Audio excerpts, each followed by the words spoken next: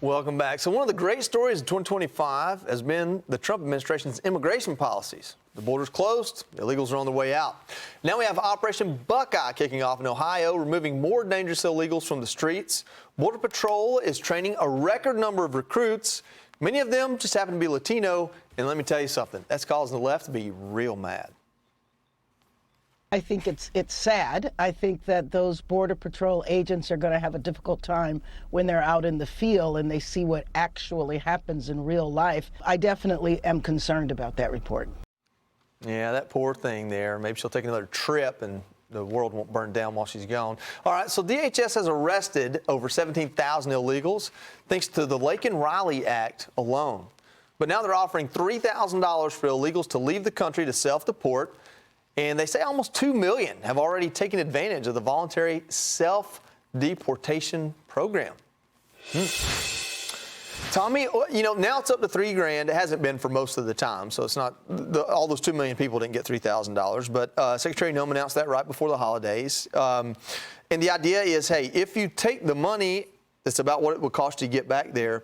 Then you got a chance to come back. But if we end up having to roll you up, you're not coming back. I love that. Again, though, I don't think we need to take everyone back, right? I think we need a cooling period. I think we've got enough. We're maybe full enough for a while. No, That's my stance. I'm one of those close the border people until we figure out who we have in this country. I'm glad they're incentivizing self-deportation. I think that's a great idea, though. It's like, hey, leave on your own accord. We won't have to do it the ugly way. And I think that's a great incentive for them. Also, I want to discuss Karen Bass.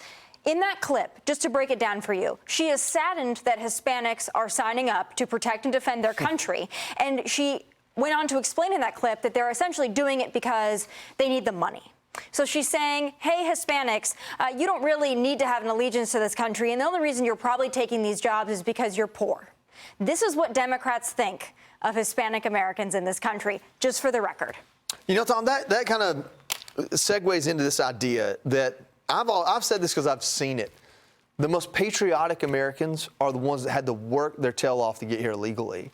And why wouldn't those or the kids of those people want to work hard to protect this country? I mean, this idea that the immigration policies are inherently racist is kind of a misnomer in and of itself. Yeah, and you talk to people who did come to the country legally, and they're happy with the way that the president's immigration policy is going.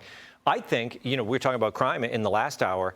I think a lot of the crime statistics we're seeing have to do with this immigration policy because as he goes in and he kicks out the worst of the worst, even the people who haven't been kicked out, if you look beyond the numbers, the people who are in America's cities who know that ICE is out there catching people and sending them back, they're not being out in the street committing crimes. They're hiding. They're, you know, it's going to have a good effect on crime, and I think we're seeing that in the stats. Kaylee, we talked about the Laken Riley Act, and these are the things that what it says is that this is a piece of legislation signed by the president, the first one he signed in this presidency, and it says that illegal aliens can be they have to be federally detained if they steal, burglary, assault on a law enforcement officer, or any crime that causes death or serious bodily injury.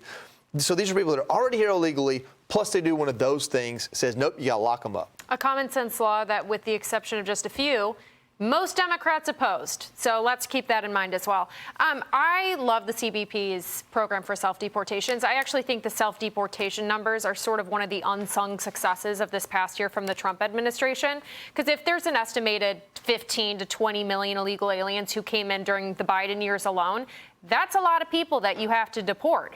And quite frankly, you're not going to do so just through deportations, not when the entire process is being held up through the courts and by all these other leftist activist judges. So if you can encourage people to just remove themselves and even provide a financial incentive to do so, that's a huge success.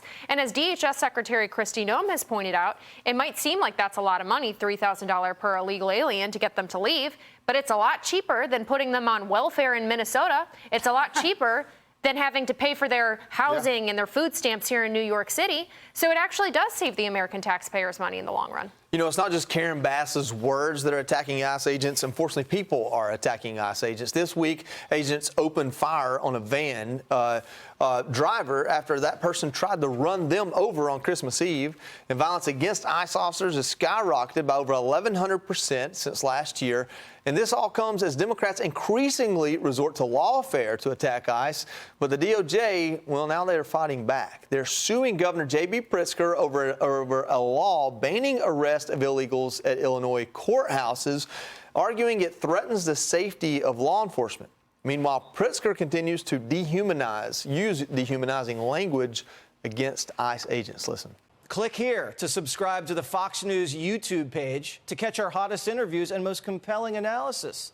You won't get it anywhere else.